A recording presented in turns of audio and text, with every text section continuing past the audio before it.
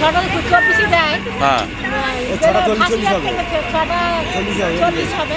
হ্যাঁ কি হয়েছিল?